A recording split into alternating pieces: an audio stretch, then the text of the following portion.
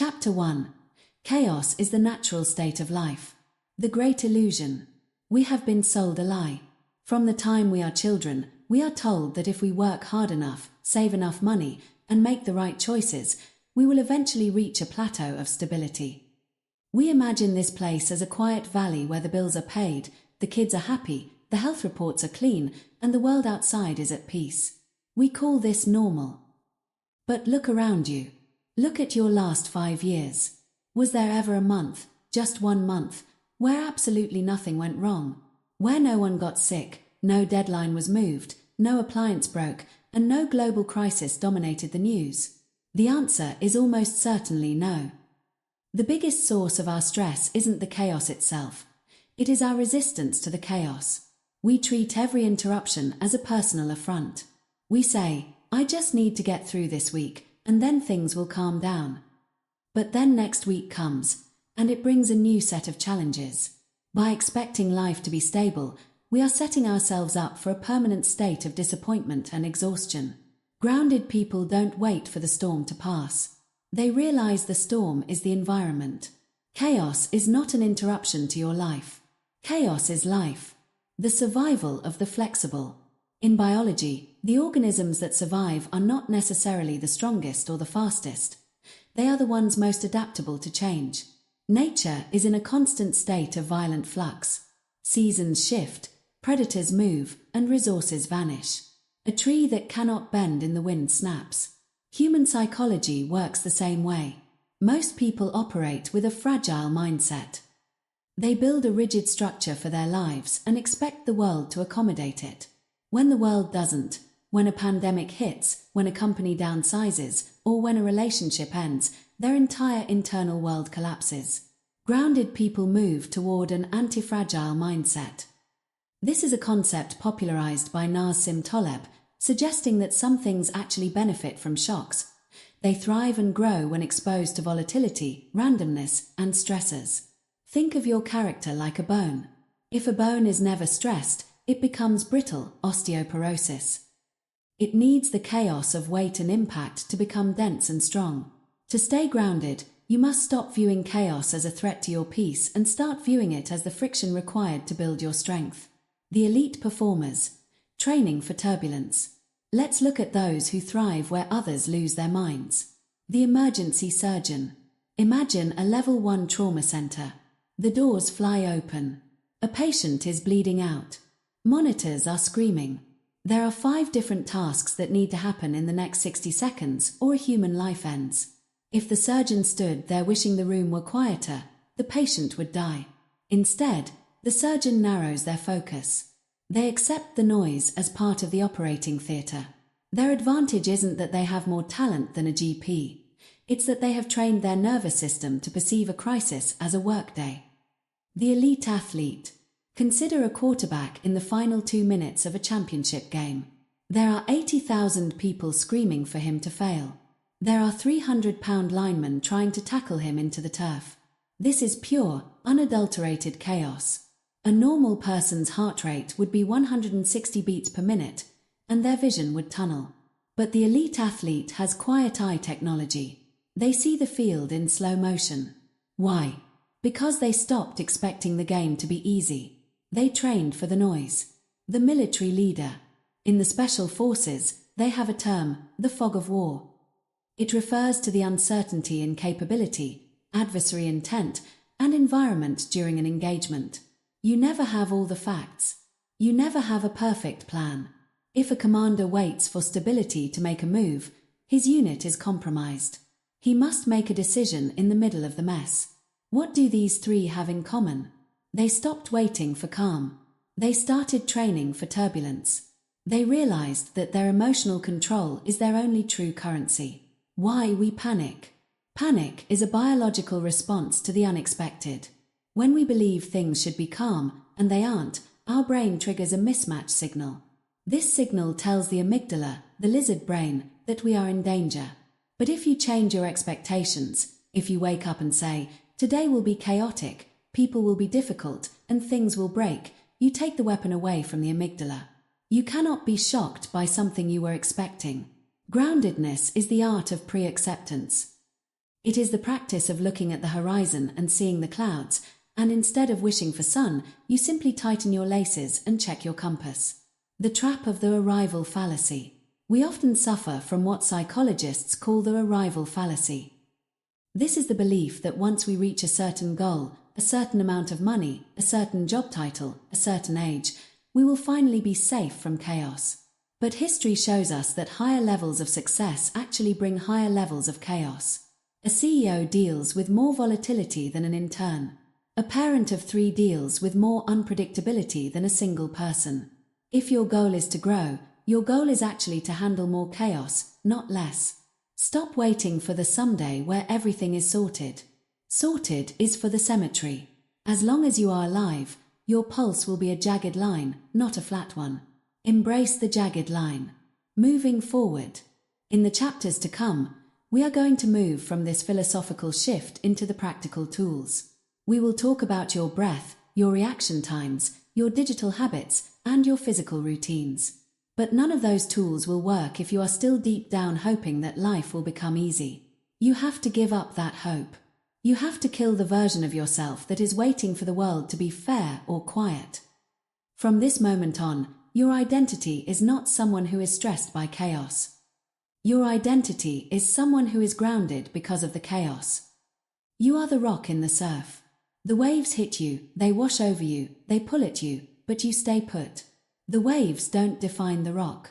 The rock stays a rock regardless of the tide. Practice the morning realignment. Every morning for the next 7 days, before you check your phone, before you look at the news, and before you look at your calendar, sit for 60 seconds. Don't pray for a quiet day. Don't visualize everything going perfectly. Instead, visualize the chaos. See the traffic. See the angry email. See the unexpected bill. And in your mind, see yourself remaining absolutely still in the middle of it. Say to yourself, I do not control the world. I control my seat in it. When you stop expecting the world to bow to your needs, you become incredibly powerful. You become dangerous to your problems. You become the person everyone else looks to when the lights go out. Prepare yourself. The turbulence is coming. And that is exactly where you belong. Repetition mantra. Slow, rhythmic voice. Chaos is normal. Panic is optional. Chaos is normal. Panic is optional. Chaos is normal. Panic is optional. Chapter 2. Control your breathing before you control the situation. The physical hijack. In the previous chapter, we established that chaos is the natural state of the world. But knowing that intellectually is not enough. You can tell yourself chaos is normal all you want, but when your boss screams at you, or when you see a terrifying headline, or when your bank account hits a number lower than you expected, something happens that you didn't give permission for. Your heart begins to hammer against your ribs. Your palms grow damp. Your vision narrows until it feels like you're looking through a straw. Your muscles, specifically in your neck and shoulders, tighten into knots. This is the physiological hijack. Before you can lead a team, before you can solve a financial crisis, and before you can navigate a difficult conversation, you must deal with the animal inside you. Your body reacts before your mind does. If you do not learn to intervene at the physical level, your rational mind will remain a prisoner to your survival instincts. You cannot think your way out of a panic attack while your body believes it is being hunted by a predator. You have to breathe your way out. The science of the red zone. To stay grounded, you need to understand the mechanics of your internal alarm system. Inside your brain sits the amygdala, an almond-shaped cluster of nuclei responsible for emotional processing. When chaos strikes, the amygdala sounds the alarm. It triggers the sympathetic nervous system, the fight or flight mode. In this state, your body dumps adrenaline and cortisol into your bloodstream. Your body is preparing for a physical confrontation. It diverts blood away from your digestive system and, most importantly, away from your prefrontal cortex. The prefrontal cortex is the CEO of your brain. It handles logic, long-term planning, and complex decision-making. When you are in fight or flight, the CEO is fired. The animal takes over. This is why, in moments of extreme stress, we say things we regret, make impulsive purchases, or freeze up entirely. The problem is that our modern world triggers this response for non-lethal threats. An angry email triggers the same biological response as a tiger in the bushes. To stay grounded, you must learn to tell your nervous system that the CEO needs to stay in charge. The bridge to that control is your breath. The breath as a remote control. The breath is the only function of the human body that is both automatic and voluntary. You breathe without thinking, but you can also choose to change your breathing at any second. This makes the breath the remote control for your nervous system. When you are stressed, your breathing becomes shallow and rapid. This chest breathing sends a signal back to the brain saying, yes, the danger is real. Keep the adrenaline coming. It creates a feedback loop of panic. By intentionally slowing your breath, you send a countersignal to the vagus nerve, the long nerve that connects the brain to the heart and lungs. You are essentially hacking your biology. You are telling your brain, I am breathing like a person who is safe. Therefore, I must be safe. When the brain receives this signal, it begins to shut down the adrenaline dump. It allows the blood to flow back into the prefrontal cortex. Only then do you regain the ability to think clearly. Technique 1. The box breath, the operator's tool. This is the gold standard for high-pressure environments. It is used by Navy SEALs, elite snipers, and emergency room physicians. The beauty of box breathing is that it is invisible. You can do it while someone is shouting at you, and they won't even know you're doing it. Imagine a square. Inhale through your nose for a count of 4. Fill your belly, not just your chest. Hold that breath for a count of 4. Do not clamp your throat shut. Just stay still. Exhale slowly through your mouth for a count of 4, as if you are blowing through a straw. Hold the empty space for a count of 4. Narrator, let's try one cycle together. Inhale. 2, 3, 4. Hold. 2, 3, 4. Exhale. 2, 3, 4. Empty. 2, 3, 4.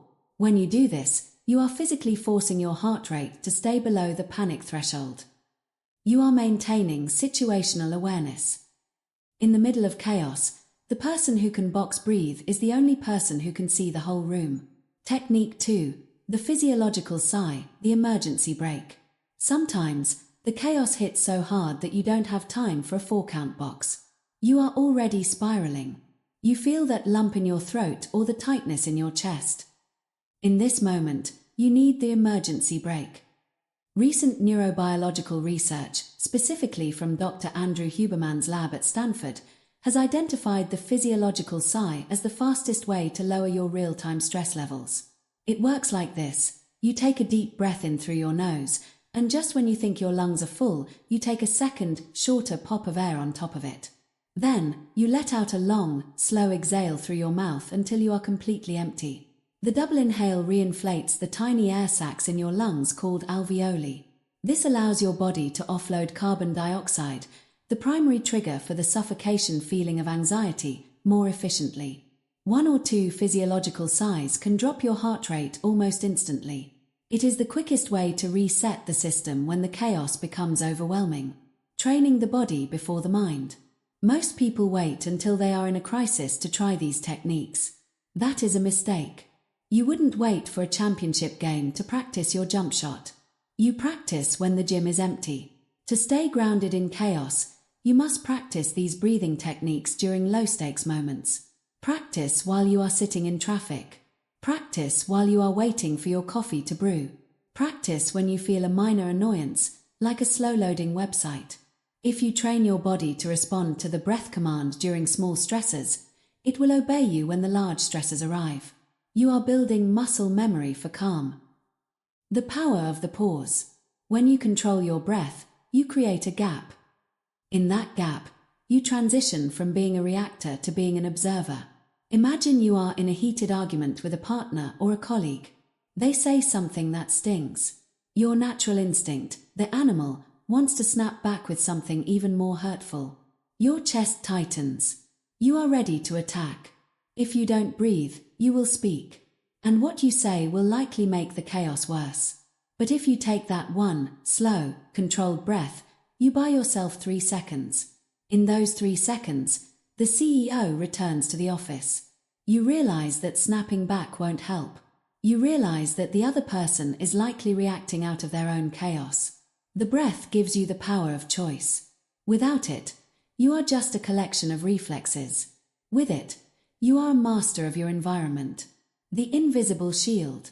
There is a psychological byproduct of controlled breathing, confidence. When you know that you have the tools to regulate your own nervous system, you stop fearing the chaos. You know that no matter how loud the world gets, you have a safe room inside your own lungs. This is the first true step of grounding. You are no longer at the mercy of your environment's temperature. You are the one setting the temperature. You are the calmest person in the room because you are the only one who is truly, deeply breathing. As we move into the next chapters, where we discuss reacting, detaching, and focusing, remember that none of it is possible if you are hyperventilating. Your breath is the foundation upon which all other groundedness is built. Summary and practice. Before this chapter ends, I want you to take a moment to assess your current state. How are your shoulders? Is your jaw clenched? How deep is your breath? For the rest of this day, I want you to set a breathing alarm in your mind. Every time you walk through a door, or every time you hang up the phone, take 3 conscious, deep breaths. Don't try to fix the chaos outside yet. Just fix the rhythm inside. If you can slow the breath, you can slow the mind. If you slow the mind, you can make clear decisions. And clear decisions are the only way out of the storm. Repetition mantra. Slow, deep, authoritative voice. Slow breath. Slow mind. Clear decisions. Slow breath. Slow mind. Clear decisions. Slow breath. Slow mind. Clear decisions. Chapter 3. Stop reacting immediately. The trap of the instant response. We live in a world that worships speed. We have high-speed internet, instant messaging, and one-click ordering. This culture has conditioned us to believe that the faster we move, the more efficient we are. We apply this same logic to our emotions and our conflicts. We believe that if someone insults us, we must snap back immediately to show strength. We believe that if a crisis hits, we must take action in the very next second to show leadership. But here is the truth that grounded people understand. Reaction is weakness disguised as speed. When you react immediately to a stressful stimulus, you are not acting out of strength. You are acting out of a reflex. You are letting the situation, or the person across from you, dictate your behavior. In physics, every action has an equal and opposite reaction. If you simply react, you are nothing more than a billiard ball being struck by a cue. You aren't the player, you're the equipment. Groundedness requires you to reclaim your agency. It requires you to stop being a reactor and start being a responder. The difference between a reaction and a response is exactly 3 seconds of silence. The biology of the impulse spike. To understand why we feel the desperate need to react, we have to look at the chemistry of the brain. When you receive bad news or a sharp criticism, your brain experiences an impulse spike. This is a surge of neurochemicals designed to make you move. In the wild, if a predator lunges, a pause would result in death. Therefore, your brain is hardwired to bypass logic and jump straight to movement. In the modern world, however, the predator is usually a snide comment from a co-worker or a frustrating text message. The impulse spike still happens, but there is nowhere for the physical energy to go. Because you can't fight or flee, you vent. You hit send on that angry email. You say the one thing you know will hurt your partner's feelings. You make a panicked trade in your brokerage account. The problem is that the impulse spike has a very short half-life. It is intense, but it is temporary. If you can survive the first 60 seconds of a crisis without doing anything, your IQ will literally rise as the chemicals subside. Groundedness is the ability to sit comfortably in the fire of an impulse without letting it move your hands or your tongue. The reaction gap. The psychiatrist and Holocaust survivor Viktor Frankl famously said, "Between stimulus and response there is a space. In that space is our power to choose our response. In our response lies our growth and our freedom." Grounded people treat that space as holy ground. They call it the reaction gap. Most people have a reaction gap of near zero. Something happens. They react. Stimulus, response. Grounded people intentionally stretch that gap. When a crisis strikes, they don't move. They don't speak. They breathe, as we learned in Chapter 2, and they wait. They wait for the emotional cloud to pass so they can see the logical landscape. Think of a champion chess player. When their opponent makes a bold, unexpected move, the champion doesn't instantly move their piece in a panic. They sit back. They fold their arms. They look at the board from 3 different angles. They allow the shock of the move to dissipate. Only when they are calm do they reach for a piece. By slowing down, they maintain control of the game. Speed versus velocity. In physics, there is a major difference between speed and velocity. Speed is just how fast you are moving. Velocity is speed with a specific direction. Chaos pressures you to have high speed. It wants you to run, even if you're running in the wrong direction. Groundedness is about velocity. It is about moving in the right direction, even if that means standing still for a moment to find your bearings. The fastest reaction is rarely the smartest one. Consider the reply all disaster. Someone sends an email that offends you. Your heart rate spikes. You type a brilliant, cutting, sarcastic defense of yourself and hit send all. It took you 30 seconds. You were fast. But you were wrong. You have just damaged your professional reputation, alienated your peers, and created a secondary chaos that you now have to clean up. If you had waited 10 minutes, the velocity of your response would have changed. You would have realized that the email wasn't actually about you, or that the sender was just having a bad day. You would have sent a private, calm clarification. By being slow, you would have reached the goal faster. The power of letting it breathe. There are 3 practical levels of the pause that you should implement in your daily life to stay grounded. 1. The 5-second rule, for conversations. When someone says something that triggers you, count to 5 before you open your mouth. This feels like an eternity in a conversation, but to the other person, it simply looks like you are being thoughtful. This 5-second buffer allows the initial sting to fade. It prevents the reflexive snapback. 2. The 20-minute rule, for digital chaos. If you receive a stressful text, Slack message, or email, do not reply for 20 minutes. Put the phone face down. Walk away. This is the refractory period. It takes about 20 minutes for your nervous system to return to its baseline after a spike. Once you are back at your baseline, you can write a response that serves your long-term interests rather than your short-term ego. 3. The 24-hour rule, for major life decisions.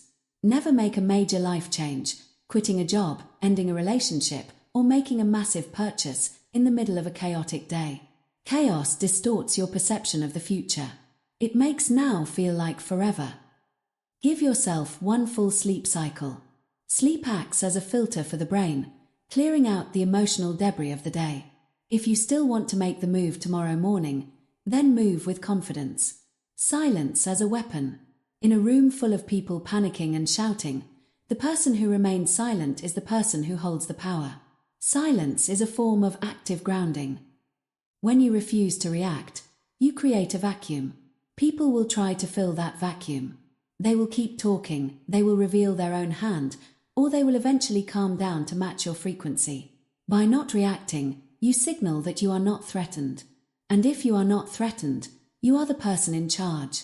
The animal in us thinks that silence is a sign of being beaten. But in the human world of strategy and leadership, silence is a sign of absolute composure. It says, I heard you. I am processing. I am not rattled. Practice, the art of the delay. For the next few days, I want you to practice the deliberate delay. When your phone pings, don't pick it up immediately. Let it sit there for 1 minute. Notice the itch to check it. That itch is the same impulse that causes you to panic in a crisis. By resisting the phone, you are training your non-reaction muscle. When someone asks you a question, even a simple one, take a breath before you answer. Get used to the feeling of the gap. You are training yourself to be the master of your own timeline. The world will try to hurry you. The chaos will try to rush you. But you are the one who decides when the conversation starts and when the action begins. Summary. Stop treating speed as a virtue. In the middle of chaos, Speed is usually your enemy. Groundedness is found in the pause. It is found in the refusal to be baited into an immediate response. When you learn to pause, you stop being a victim of your circumstances and you become the architect of your results. You allow the emotion to settle and you allow logic to emerge. Repetition mantra. Narrator, read this slowly, with weight. Pause first. Respond later. Pause first. Respond later. Pause first. Respond later.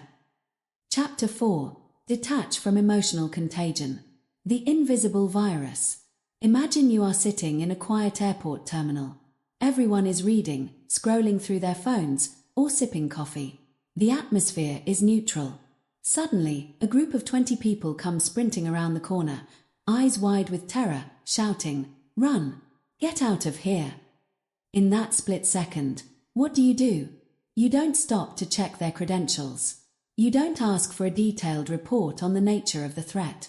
Your heart begins to race, your adrenaline spikes, and you likely start running before you even know why. This is emotional contagion. Panic is more infectious than any biological virus. It travels at the speed of sight and sound. It bypasses our logical brains and speaks directly to our primitive survival instincts. In chaotic environments, whether it's a crashing stock market, a corporate restructuring, or a heated family argument, we are biologically programmed to catch the emotions of the people around us. To stay grounded, you must learn to become immune. You must learn the art of detaching your internal state from the external environment. If you do not, you are nothing more than a leaf in a windstorm, blown in whichever direction the crowd is shouting. The biology of the mirror. Why is it so hard to stay calm when everyone else is panicking? The answer lies in our mirror neurons. In the 1990s, neuroscientists discovered these specialized cells in the brain. Mirror neurons fire both when we perform an action and when we observe someone else performing that same action. If you see someone yawn, you yawn. If you see someone cry, you feel a pang of sadness. Evolutionarily, this was a massive advantage. It allowed early humans to communicate without words and to share a collective warning system.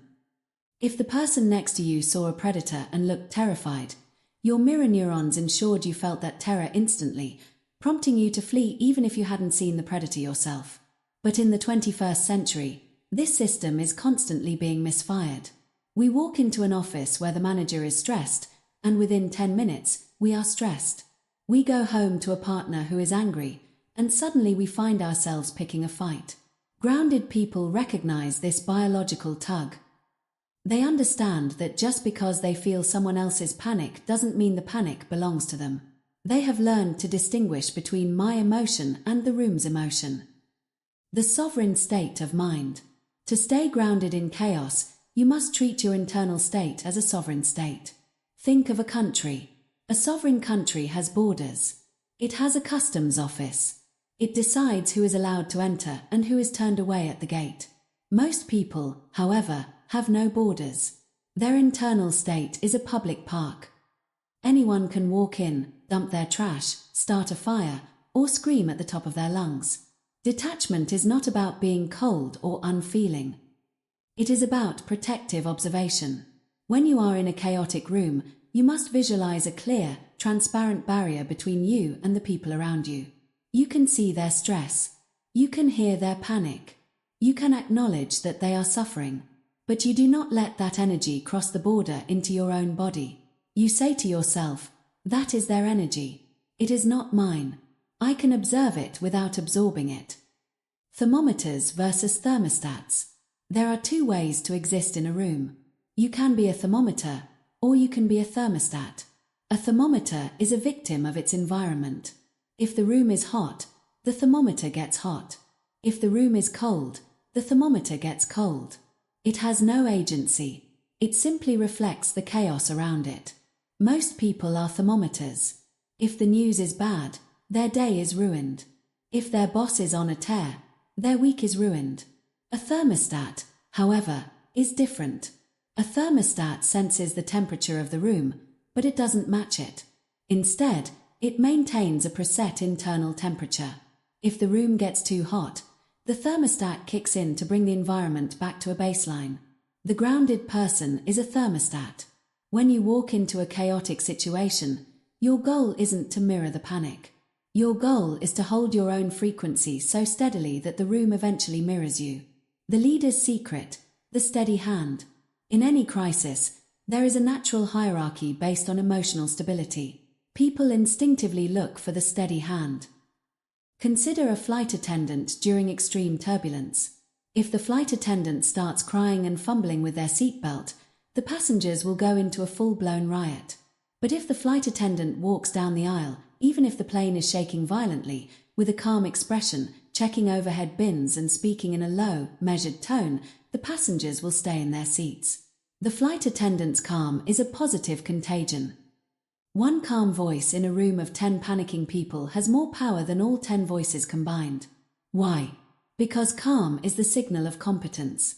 Panic is the signal of helplessness. When you detach from the emotional contagion, you aren't just saving yourself. You are providing the anchor for everyone else. By refusing to join the panic, you give others permission to stop panicking. 2. How to build your firewall. How do you practically detach when the pressure is on? Use these 4 steps. 1. Name the emotion externally. The moment you feel the itch of someone else's stress, name it, but don't use the word I. Don't say, I'm feeling stressed. Say, anxiety is present in this room. Or, John is feeling overwhelmed. By moving the name of the emotion outside of yourself, you create a psychological distance.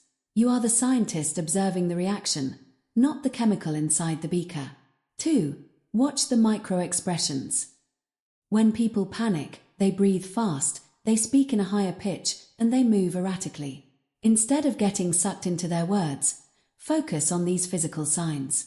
Observe them as if you were watching a documentary on animal behavior. This clinical perspective keeps your logical brain, the prefrontal cortex, engaged and prevents your mirror neurons from taking over. 3. Lower your own pitch. If someone is shouting at you or speaking with high-pitched urgency, intentionally lower the pitch of your own voice.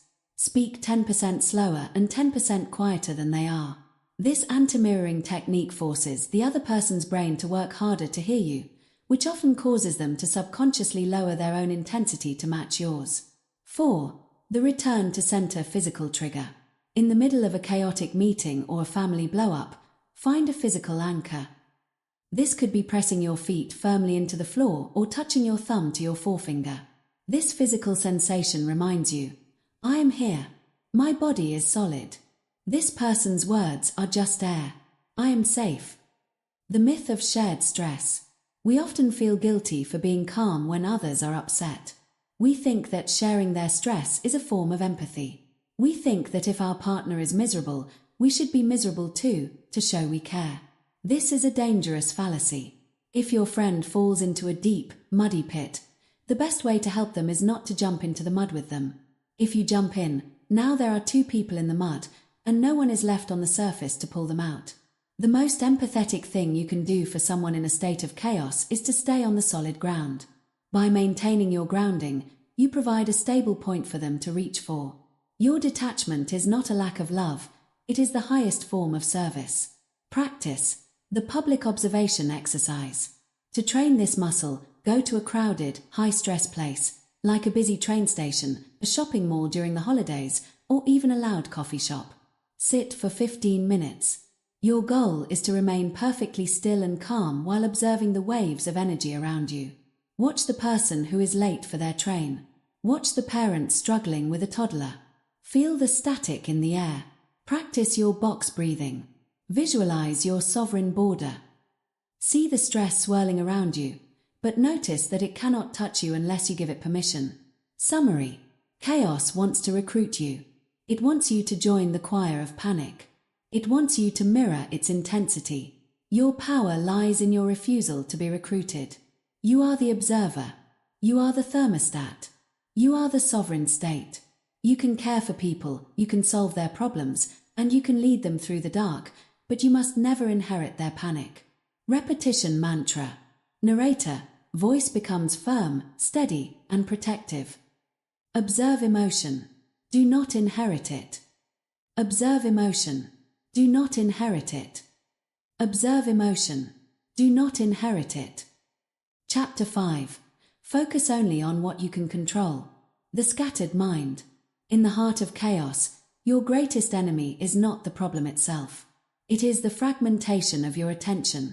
When things go wrong, the human brain instinctively goes into hypervigilance mode. We start scanning the horizon for every possible threat. We worry about what the news is saying, what our neighbors are thinking, what the economy will look like in 6 months, and whether or not our boss's vague comment earlier this morning meant we're about to be fired. We think that by worrying about these things, we are somehow preparing for them. We feel that if we stop thinking about the global chaos, we are being irresponsible or naive. But here is the biological reality. Your brain has a limited amount of cognitive load. You only have a certain amount of mental energy to spend in a 24-hour period. Every time you obsess over something you cannot change, you are leaking energy. You are taking the fuel you need to solve your actual problems and throwing it into a black hole. Chaos multiplies when your attention is scattered. Groundedness is the act of gathering that scattered energy and focusing it, like a laser, on a single point, the things you actually control. The sphere of concern versus the sphere of influence. Imagine 2 circles. The outer circle is your sphere of concern. It is massive. It contains the weather, the stock market, international conflicts, the opinions of strangers on the internet, the past, and the inevitable passage of time. These are all things that can affect your life, but you have 0% control over them. You can scream at the rain all day, but the rain will not stop. The inner circle is your sphere of influence. It is much smaller. It contains your actions, your words, your schedule, your diet, your effort, and, most importantly, your response to the outer circle. Grounded people live almost entirely in the inner circle. When a crisis hits, the UN-grounded person spends 90% of their time talking about the outer circle. They complain about the unfairness of the situation. They speculate on rumors. They get angry at people they will never meet. By the time they actually have to take action, they are exhausted, bitter, and ineffective. The grounded thinker, however, performs a mental triage. They look at the chaos and ask, can I change this specific detail with my own 2 hands right now? If the answer is no, they ruthlessly delete that detail from their mental browser. They shrink the battlefield until they are only looking at the ground beneath their feet. Shrinking the battlefield, the soldier's perspective. In military strategy, shrinking the battlefield is a survival tactic. When a unit is ambushed and surrounded by chaos, the commander doesn't try to win the entire war in that moment. If he worries about the political fallout of the battle or the grand strategy of the high command, he and his men will die. Instead, he focuses on the next 5 feet. He looks for the nearest cover. He checks his ammunition. He communicates with the person directly to his left and right. By shrinking the battlefield to the immediate, controllable environment, he regains the ability to act. You must do the same in your daily life. If your business is failing, don't focus on the global recession. You cannot stop a recession. Focus on the next phone call. Focus on the next line of your budget. Focus on the quality of the very next product you ship. If your relationship is in turmoil, don't focus on what went wrong 5 years ago. You cannot change the past. Focus on the next sentence you say to your partner. Focus on the tone of your voice in the next 10 minutes. When the world feels too big and too loud, make your world very, very small. Focus on the next 5 minutes. Focus on the next 5 feet. The control audit. When you feel the panic spike of chaos, you need to perform what I call a control audit. This is a tactical exercise to ground your mind in reality. Grab a piece of paper. Physically writing this down is more effective than just thinking it. Draw a line down the middle. On the left side, write the uncontrollables. List everything that is stressing you out that you cannot change. The inflation rate. My ex's opinion of me. The fact that it's Monday. The traffic. On the right side, write the controllables. List the specific actions you can take right now. I can prepare my lunch. I can send that one follow-up email. I can go for a 10-minute walk. I can do 5 minutes of box breathing. Now, look at the left side. Look at those uncontrollables.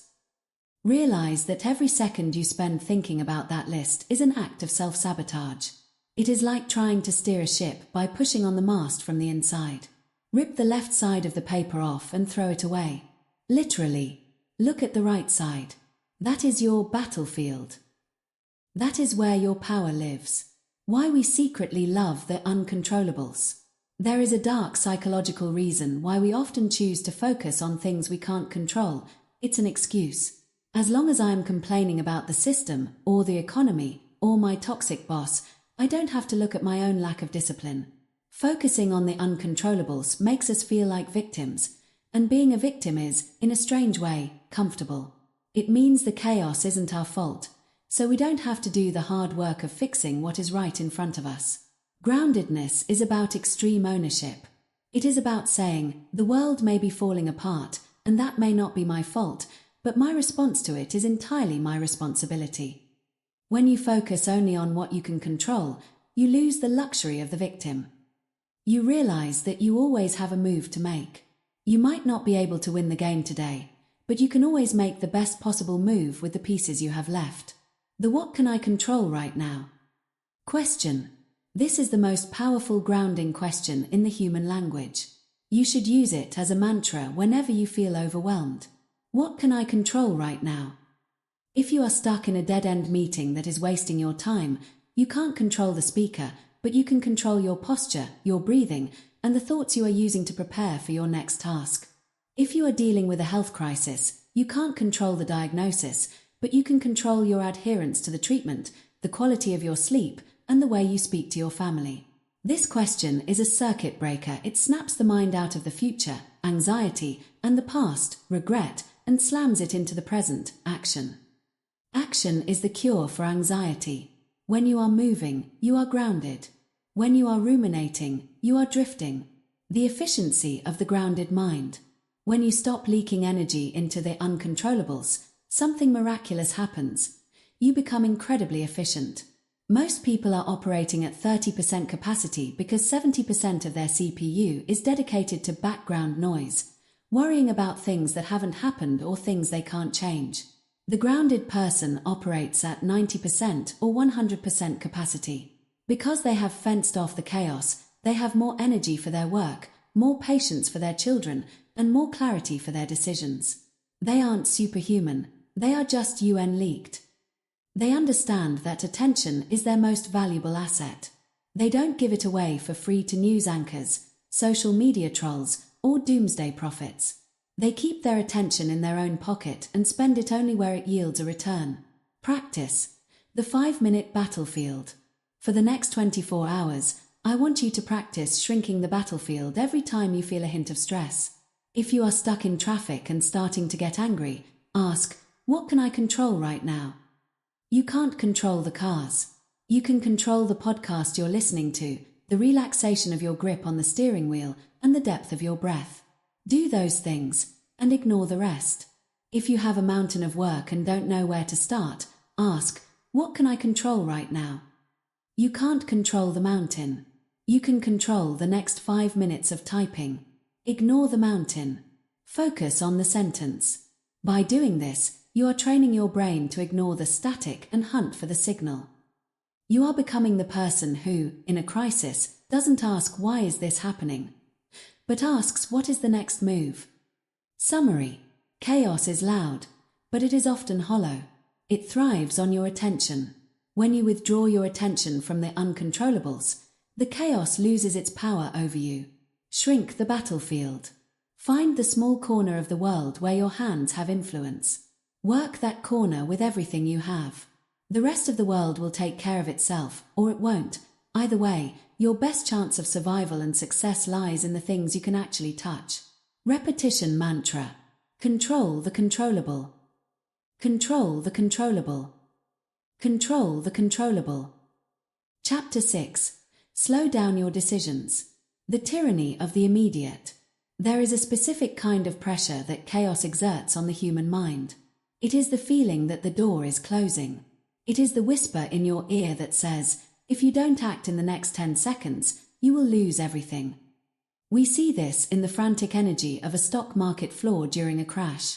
We see it in a boardroom when a PR scandal breaks. We see it in our own kitchens during a heated argument with a spouse. Chaos creates a false sense of urgency. It tricks us into believing that speed is our only salvation. But here is the hard truth. Urgency is the mother of all mistakes. When you move fast without clarity, you aren't being efficient. You are simply accelerating your errors. In a chaotic environment, the path of least resistance is usually a trap. The first solution that pops into your head is usually an emotional reflex, not a strategic choice. To stay grounded, you must learn to do the one thing that feels most unnatural when the world is screaming. You must slow down. You must intentionally decelerate your decision-making process until it matches the speed of your logic, not the speed of your pulse. The physics of poor judgment. To understand why speed is dangerous, we have to look at the signal-to-noise ratio. In any chaotic event, there is a massive amount of noise, rumors, emotions, distractions, and irrelevant data. Hidden deep inside that noise is the signal, the actual truth of the situation. When you make a decision instantly, you are forced to use whatever information is currently at the top of the pile. And because noise is louder and more abundant than signal, your fast decisions are almost always based on bad data. Think of a pilot experiencing engine failure. If they react in the first half second based on pure panic, they might pull a lever that shuts down the working engine. This is a documented phenomenon called negative transfer. In their rush to do something, they make the situation terminal. Grounded individuals understand that most emergencies actually allow for a few minutes, or even a few hours, of deliberation. By slowing down, you allow the dust of the chaos to settle. You give the signal time to emerge from the noise. The OODA loop and the power of the Orient. In the 1950s, a military strategist named John Boyd developed the OODA loop to explain how humans make decisions under pressure. OODA stands for observe, orient, decide, act. Most people in chaos skip the first two steps. They feel the pressure, and they jump straight to decide and act. They are acting on a world they haven't actually looked at yet. The grounded person spends 80% of their time in the orient phase. They ask, what is actually happening here? What am I missing? Is this urgency real, or is it just an emotion? By slowing down the orient phase, the decide and act phases become effortless and accurate.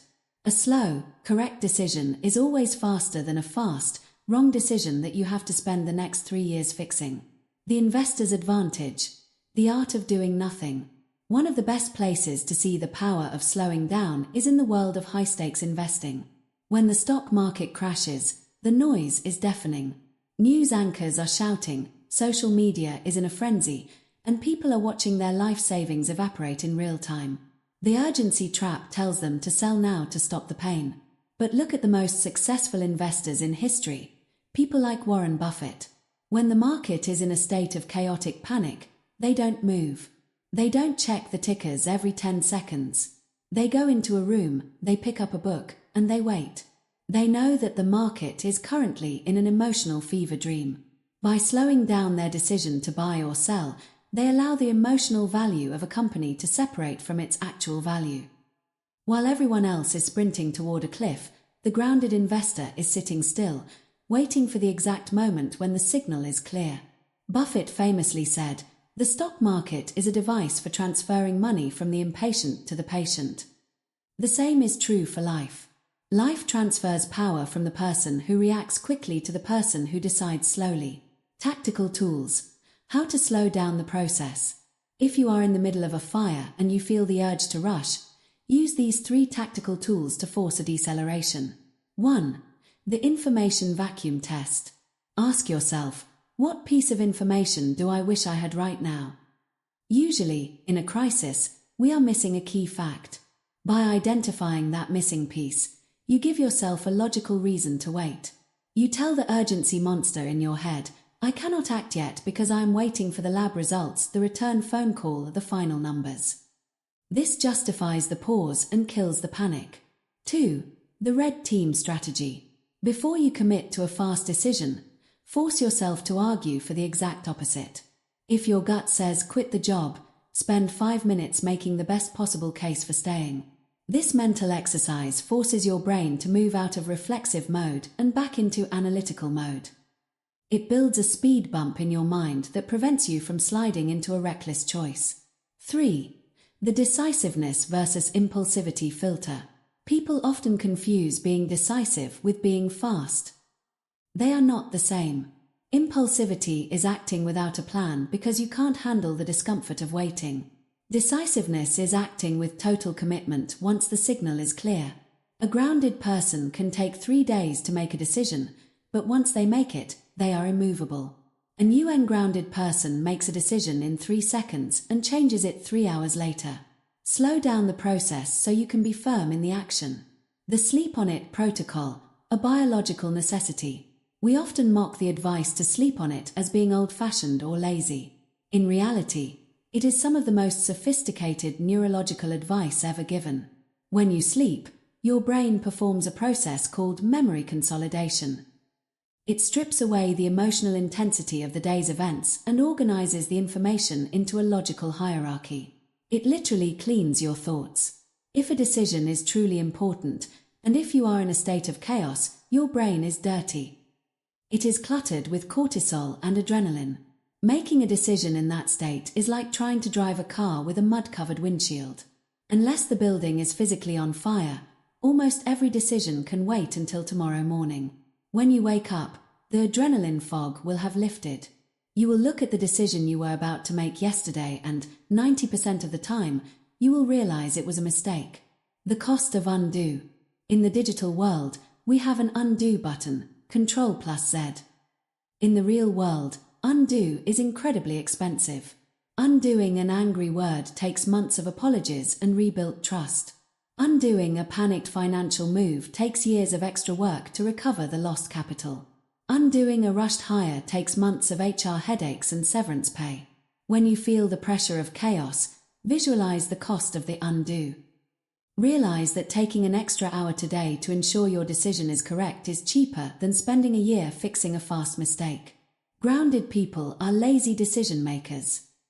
They don't want to do the work twice.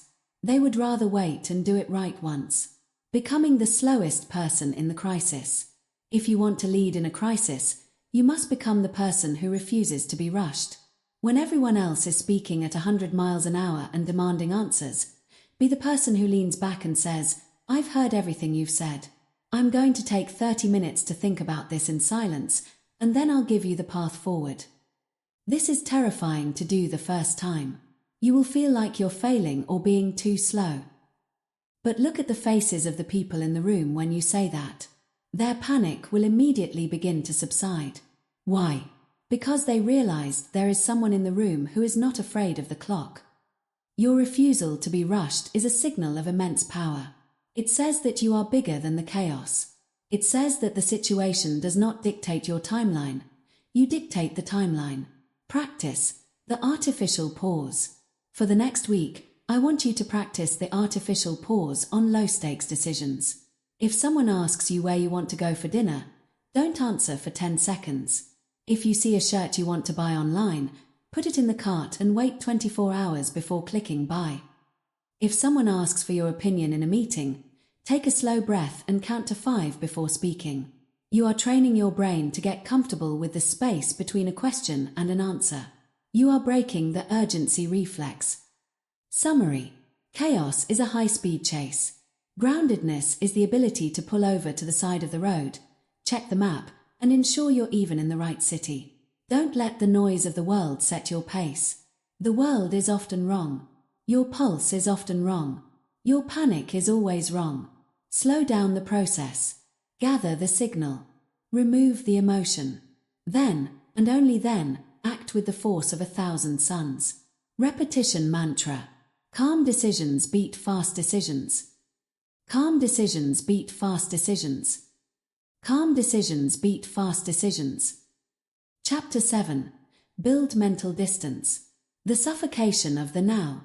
When you are in the middle of a chaotic event, it feels like it is the only thing that exists. Whether it is a failing project, a screaming match, or a sudden financial loss, the problem feels heavy. It feels close.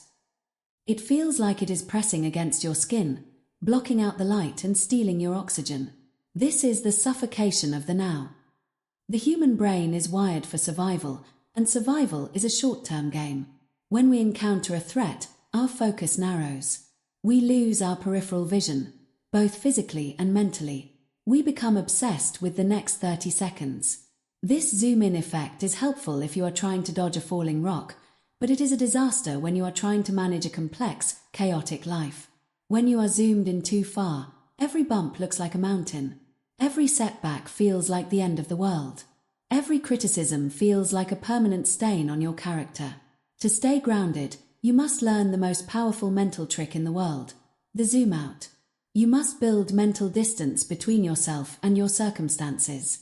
You must learn to step back until the mountain of your problems reveals itself to be just a small pebble in a very large field.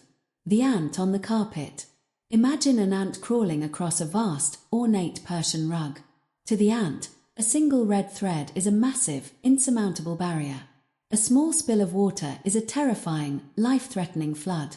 The ant is living in a world of constant, overwhelming chaos because its perspective is limited to the 2 inches directly in front of its face. Now, imagine you are standing 6 feet above that rug. You see the ant struggling. You see the red thread and the water spill. But you also see the entire pattern of the rug. You see that the water is just a tiny spot in a corner. You see that 2 feet away, the rug is perfectly dry and beautiful. From your perspective, there is no chaos. There is only a small insect having a difficult moment in a very large, stable room. Groundedness is the ability to be the ant and the observer at the same time. It is the ability to feel the red thread of your current problem but to simultaneously zoom out until you can see the entire pattern of your life. Perspective doesn't change the problem, but it changes the power the problem has over you. Tool 1. The time machine, the 5-5-5 rule. The most effective way to build mental distance is through time. Chaos feeds on the present moment. It wants you to believe that now is forever. When you feel the panic rising, you must activate the time machine. Ask yourself 3 questions. Will this matter in 5 days? Will this matter in 5 months? Will this matter in 5 years? Think back to a crisis you had 3 years ago. Maybe it was a bad breakup, a failed exam, or a professional embarrassment. At the time, your heart was racing, you couldn't sleep, and you were sure your life was ruined. Now, 3 years later, can you even remember the details? Probably not. It was just a red thread on the rug. Most of what we call chaos today will be a forgotten footnote by next year. When you realize that your future self will look back on this moment with total indifference, the weight of the present moment begins to lift. You realize you are worrying about a ghost. If it won't matter in 5 years, don't spend more than 5 minutes being upset about it. Tool 2. The view from above, the Stoic perspective. The ancient Stoic philosophers practiced a technique called the view from above. They would intentionally visualize themselves rising up out of their bodies, floating above their house, then their city, then their country, and finally looking down at the earth from the stars. From 30,000 feet, your unsolvable office drama is invisible. From 100 miles up, the disaster of your delayed flight or your broken car is non-existent. From the moon, the entire history of human chaos is just a silent, blue marble hanging in the void. This isn't about being cynical or pretending your problems don't exist. It's about calibration. Panic is an over-calibration of importance. We panic because we have made the problem bigger than the world. When you zoom out to the cosmic perspective, you recalibrate. You realize that you are a tiny part of a massive, ancient, and resilient universe. You realize that chaos has been happening for billions of years, and the world is still turning. This realization creates mental space. It allows you to breathe. It reminds you that no matter how bad this moment feels, it is statistically insignificant. And in that insignificance, there is a strange, profound peace. Tool 3. The third-person narrative, self-distancing. Language is a powerful tool for grounding. When we are in chaos, we use first-person language. I am failing, I am stressed, I don't know what to do. This locks us inside the ant's perspective. It fuses our identity with the problem. Psychologists have found that self-distancing, talking to yourself in the third person, dramatically reduces emotional reactivity. Instead of saying, "I am panicking because I lost the client," say, "David is feeling a surge of anxiety because a client left. He is worried about his numbers."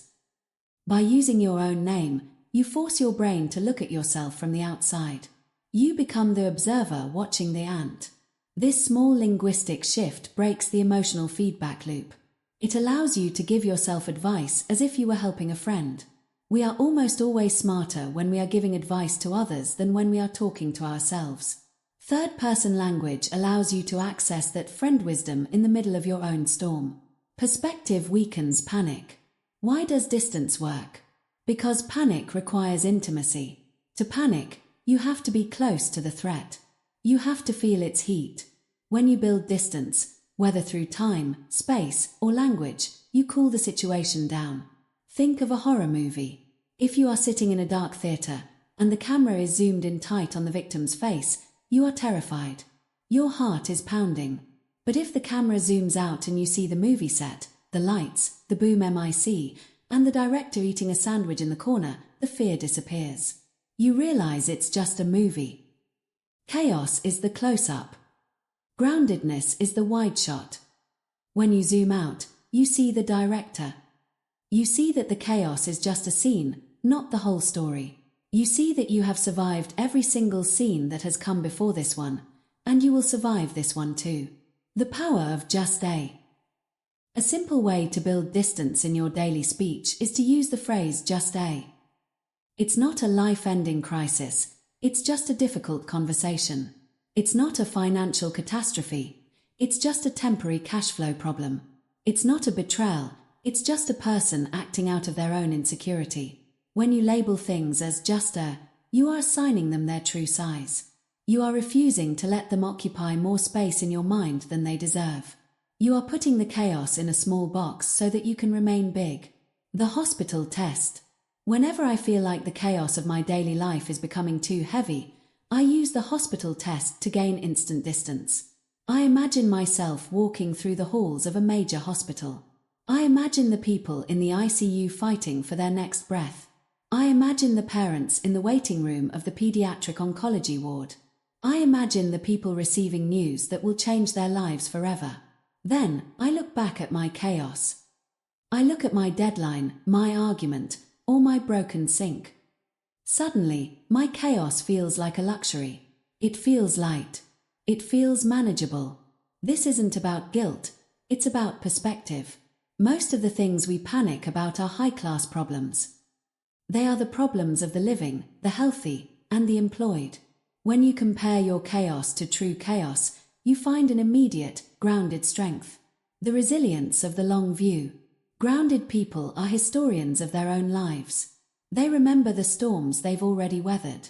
When a new crisis arrives, the UN grounded person says, "Why is this happening? I can't handle this." The grounded person says, "This reminds me of that mess back in 2018. That felt impossible too, but I navigated it.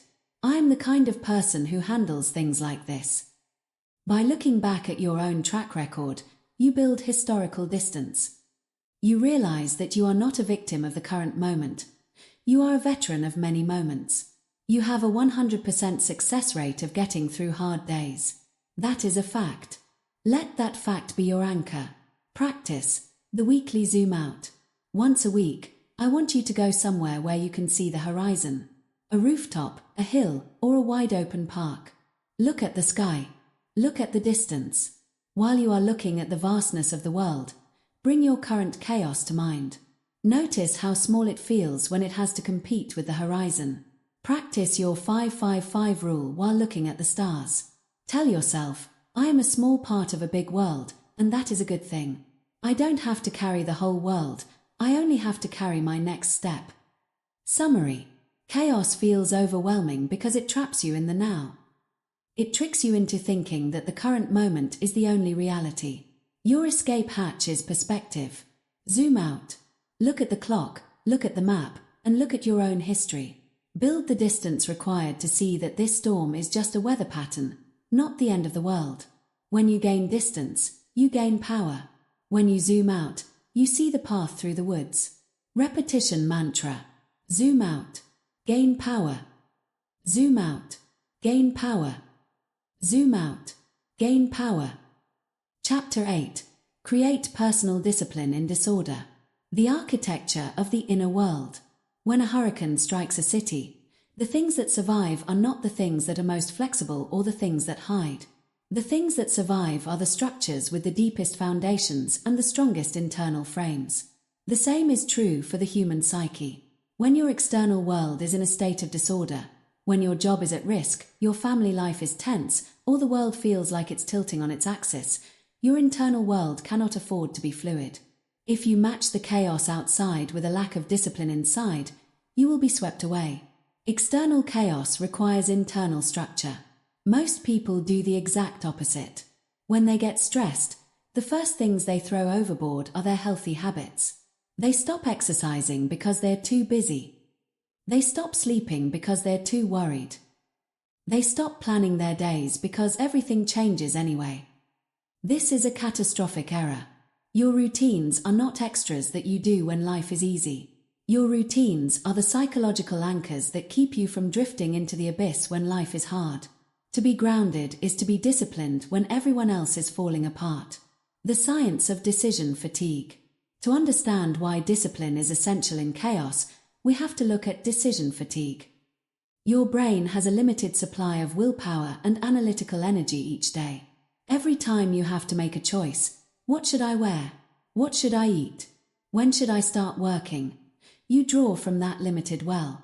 In a chaotic environment, you are already making a massive number of high-stakes decisions. You are navigating crises, managing emotions, and solving problems. If you have to also decide when to wake up or when to eat, you are wasting precious cognitive resources on the mundane. Discipline automates the low-stakes parts of your life so that your high-stakes brain can stay sharp. By having a rigid routine, you outsource your daily life to your habits. This preserves your mental energy for the battlefield. The more chaotic your life becomes, the more structured your habits must be. Discipline isn't a cage, it's a shield. The anchor habit. Every grounded person needs at least one anchor habit, a non-negotiable ritual that happens regardless of how much the world is burning. For some, it is making the bed. As Admiral William McRaven famously said, if you make your bed every morning, you have accomplished the first task of the day. It gives you a small sense of pride and encourages you to do another task and another. And if by chance you have a miserable, chaotic day, you come home to a bed that is made by you, reminding you that you still have power over your immediate environment. For others, the anchor is a physical practice, a morning walk, or a specific way of making coffee. The specific habit matters less than its immutability. The anchor habit says to your subconscious, the world may be in disorder, but I am in order. I am still the captain of this ship. This small win creates a psychological baseline that prevents you from spiraling into a sense of helplessness. The 3 pillars of chaos resistance. To stay grounded in long-term disorder, you must maintain 3 specific pillars of discipline: the physical, the mental, and the environmental. Pillar 1. The physical, the bioshield.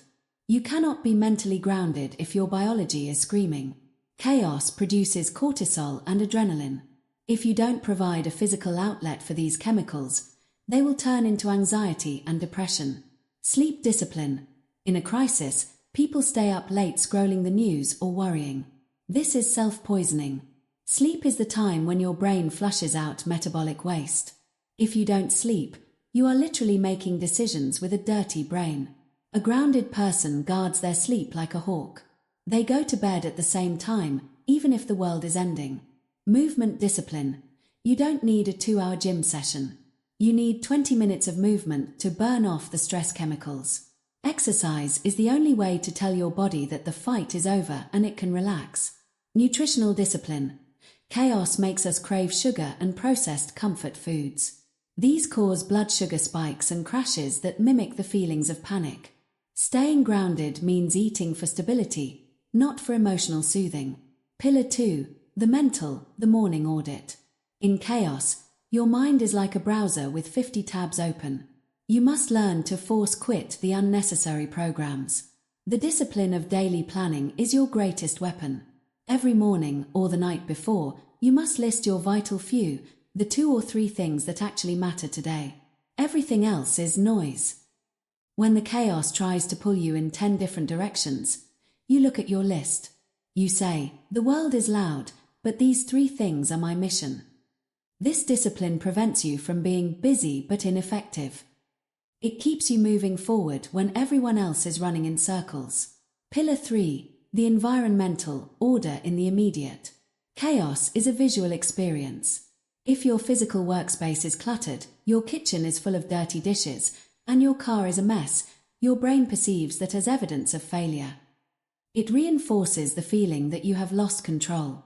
Grounded people practice environmental discipline. They keep their immediate 5 feet clean. They understand that a clear desk leads to a clear mind. By maintaining order in your physical surroundings, you provide your eyes with a place of rest.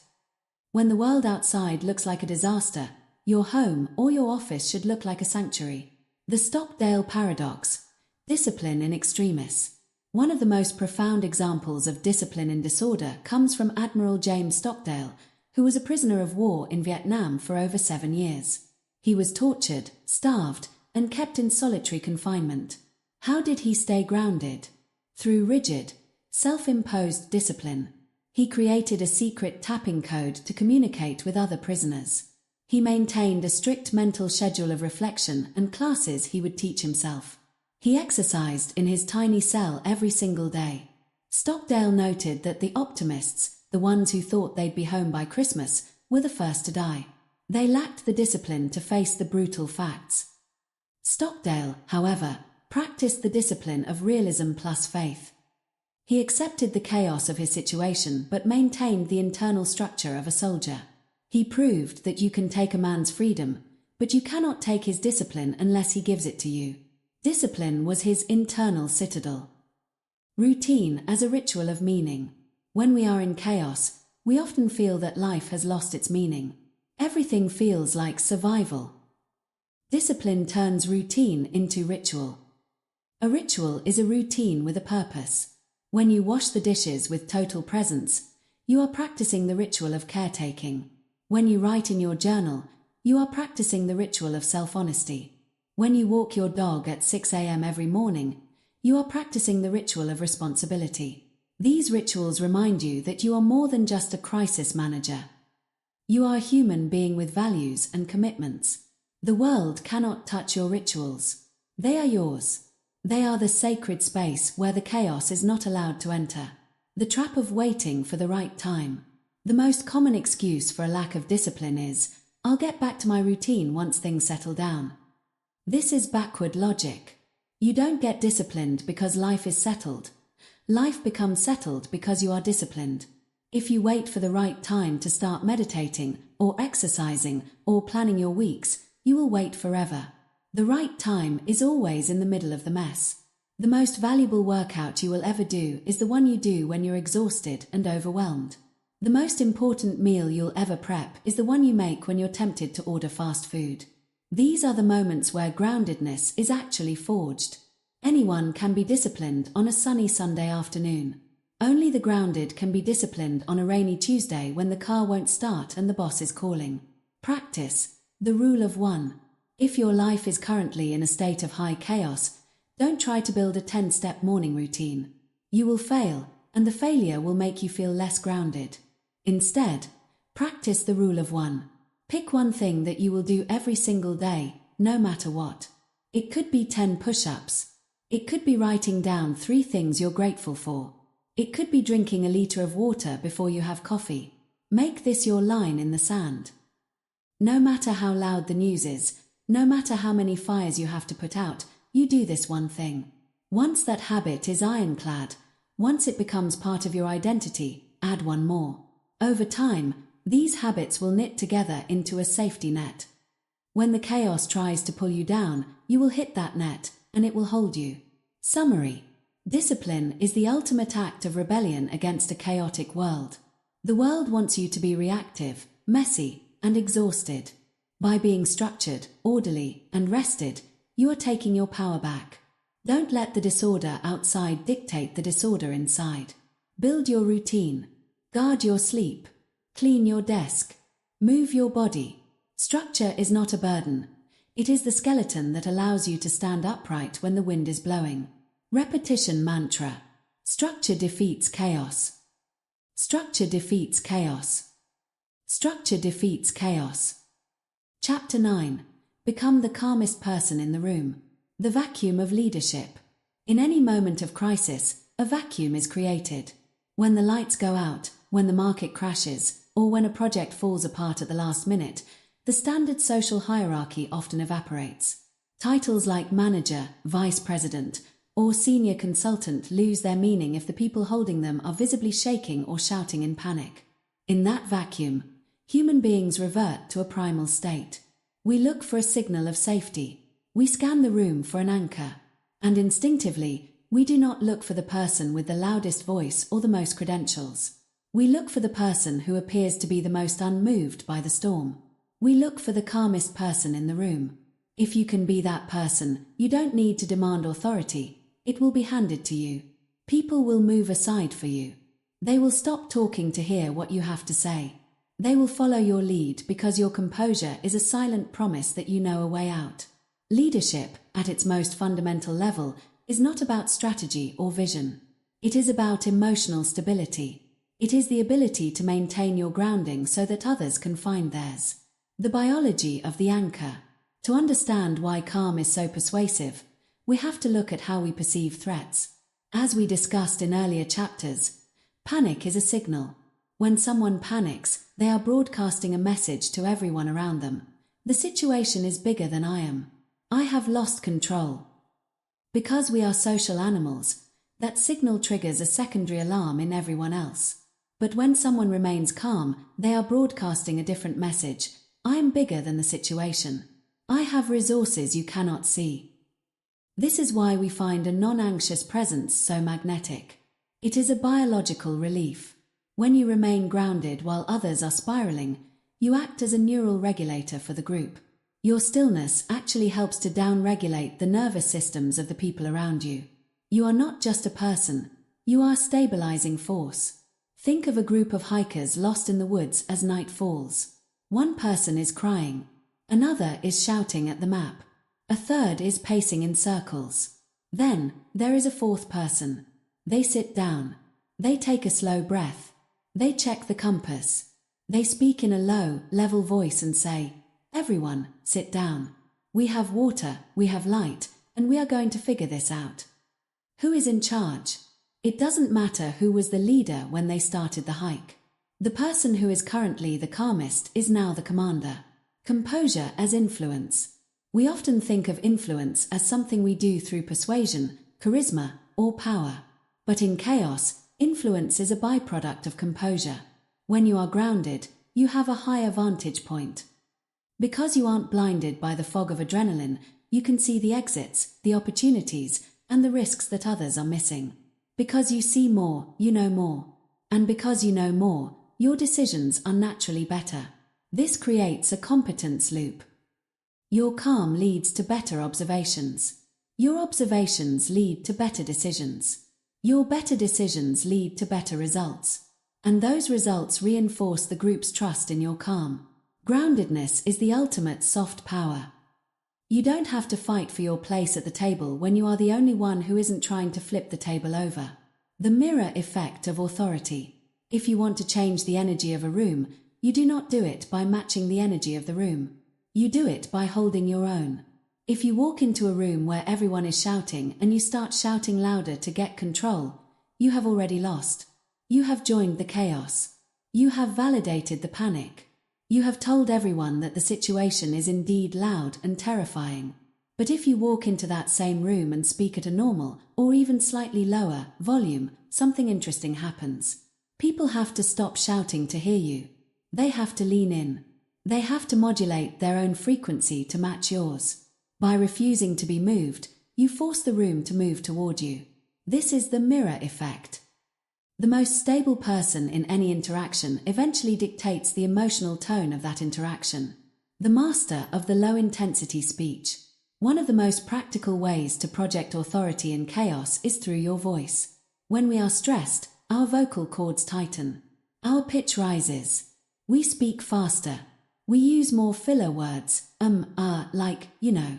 This is the sound of a mind that is rushing to keep up with its environment. Grounded leaders use low-intensity speech. They speak from the diaphragm, not the throat. They use shorter sentences. They embrace silence between thoughts. Silence is a power move. When a crisis manager stops talking for 3 seconds in the middle of a briefing, it shows they are not afraid of the silence. It shows they are thinking, not just reacting. In your next chaotic meeting, try this. When it is your turn to speak, wait 3 full seconds before you say a word. Look at the people in the room. Then, speak 10% slower than you think you should. You will feel the gravity of the room shift toward you. You will sound like the person who has the plan. Case study. The captain of the Miracle on the Hudson. Consider Captain Chesley Sully Sullenberger. In 2009, his plane lost both engines over New York City. He had less than 3 minutes to decide where to put a massive aircraft down without killing 155 people. If you listen to the cockpit voice recordings, Sully does not sound like a man who is about to die. He does not shout. He does not curse. His voice is flat, clinical, and almost bored. Air traffic control. Cactus 1549. Do you want to try to land on runway 1? Sully, unable. Air traffic control. Which runway would you like? Sully, we're gonna be in the Hudson. By maintaining that level of extreme calm, he kept his brain in a state of high-level problem-solving. He didn't waste a single calorie of energy on panic. Because he was the calmest person in the cockpit, his co-pilot stayed focused. Because the cockpit was calm, the flight attendant stayed focused. Because the crew was focused, the passengers followed instructions. His composure was the foundation of the miracle. The invisible shield. Body language of the grounded. In a crisis, people are reading your body more than they are listening to your words. If you are saying everything is fine while you are tapping your foot and darting your eyes, they will believe your feet, not your tongue. To be the calmest person in the room, you must adopt the posture of the anchor. Stillness. Avoid micro-movements. Don't fidget with your pen. Don't adjust your glasses. Don't shift your weight from foot to foot. Stillness is a signal of predatory focus and absolute confidence. Openness. Don't cross your arms or hunch your shoulders.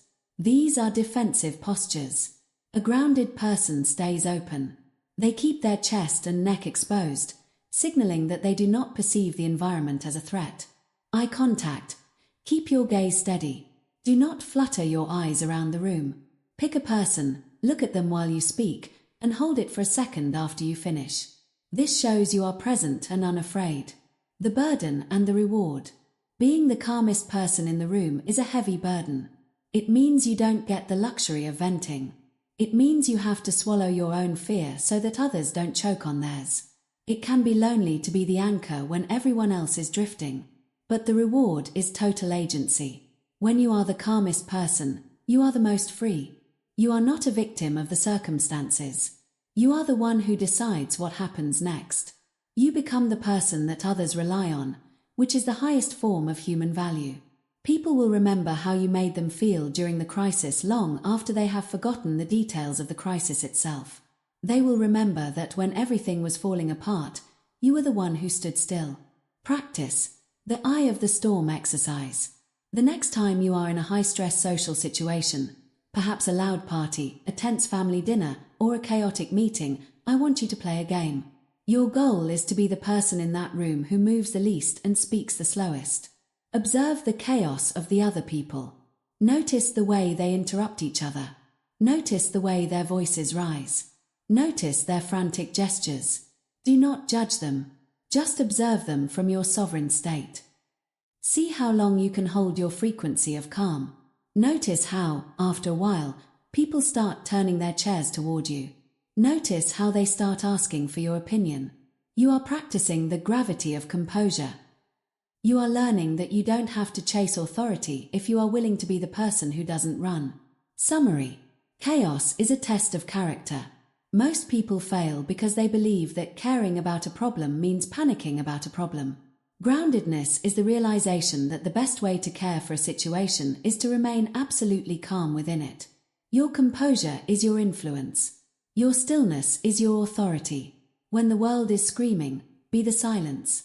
When the world is running, be the rock. Repetition mantra. Calm is authority. Calm is authority. Calm is authority. Chapter 10. Train for Chaos Daily. The illusion of natural calm. Throughout this book, we have discussed the tools, the mindsets, and the physical hacks required to stay grounded when the world falls apart. But here is a truth that many people find uncomfortable. No one is naturally grounded. We often look at the elite special operator, the world-class surgeon, or the crisis manager and think, I wish I was born with that kind of ice in my veins. We assume they have a genetic gift for composure. We assume they simply don't feel the fear that we feel. This is a complete misunderstanding of the human nervous system. The surgeon's hand doesn't stay steady because they are fearless. It stays steady because they have spent 20 years normalizing the sight of blood and the sound of alarms. The special operator doesn't remain calm because they aren't afraid. They remain calm because they have been inoculated against the stress of combat through thousands of hours of grueling, realistic training. Groundedness is not a personality trait. It is a skill. And like any skill, whether it's playing the piano, speaking a second language, or lifting weights, it atrophies if it is not used. If you spend your entire life seeking comfort, avoiding conflict, and shielding yourself from every minor inconvenience, you are training yourself to be fragile.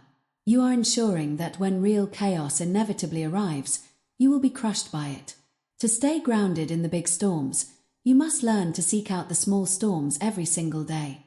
The science of stress inoculation. In medicine, we use vaccines to protect against disease. A vaccine is simply a weakened version of a virus that is introduced to the body so that the immune system can learn how to fight it. When the real virus arrives later, the body isn't surprised. It already has the blueprint for victory. Psychologists call this stress inoculation training. The goal is to expose yourself to hormetic stress, stress that is intense enough to trigger an adaptation but not so overwhelming that it causes trauma. When you intentionally place yourself in uncomfortable situations, you are moving your panic threshold. Most people have a very low threshold. A rude comment or a late train sends them into a tailspin. But through daily training, you can move that threshold further and further out. You can reach a point where things that used to cause a level 10 panic now only cause a level 2 annoyance. You aren't changing the world, you are changing your internal scale. You are making yourself harder to kill, mentally, emotionally, and physically. Drill 1. Cold exposure, the breath under fire. One of the most effective ways to train for chaos is through cold water. When you step into a freezing shower or a cold plunge, your body experiences a biological crisis. Your heart rate spikes. Your muscles contract. Your brain screams, "Get out!" It is a pure, unadulterated fight or flight response. In that moment, you are experiencing a microdose of chaos. This is your training ground. Your goal in the cold is not to tough it out by gritting your teeth. Your goal is to stay grounded. Can you maintain the box breathing we learned in Chapter 2 while the water is hitting your skin? Can you relax your jaw and drop your shoulders while your body wants to hunch?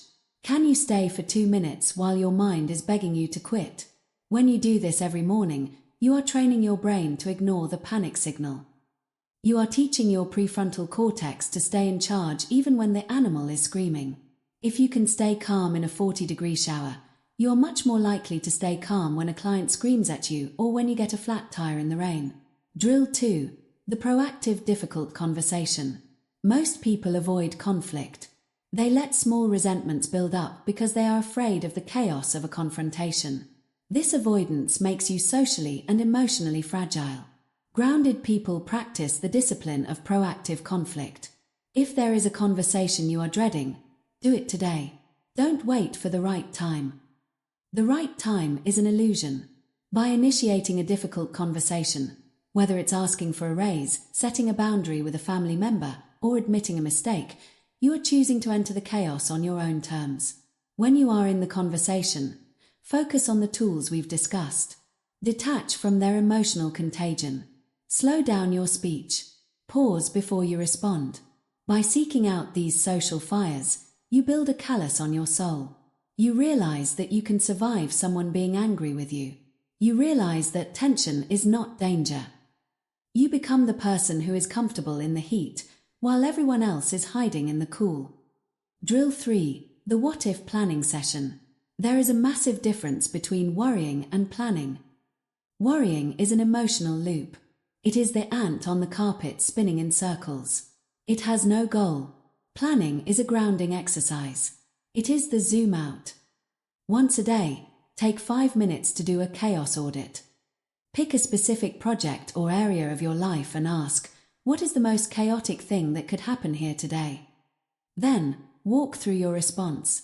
If the server goes down, I will call John, then I will send a pre-written update to the clients, then I will switch to the backup system. This isn't pessimism. This is pre-visualization. When a crisis hits, the reason people panic is that they are seeing the disaster for the first time. Their brain is scrambling to create a map. But if you have already visualized the disaster, your brain says, oh, I've been here before. This is plan B, I know what to do. You have normalized the catastrophe. You have turned a shock into a procedure. Drill 4. Seeking deliberate discomfort. We are the most comfortable generation in human history. We have climate-controlled rooms, food delivered to our doors, and infinite entertainment in our pockets. This comfort has made us weak. It has made us feel that discomfort is an emergency. To stay grounded, you must intentionally break your comfort. Go for a run in the rain. Fast for 24 hours. Work in a loud, distracting coffee shop instead of your quiet office.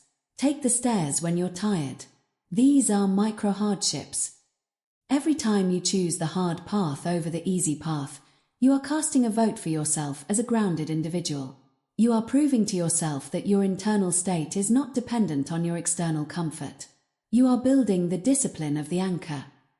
You are learning that you can be hungry, tired, wet, or bored, and still be perfectly fine. Normalizing the pressure.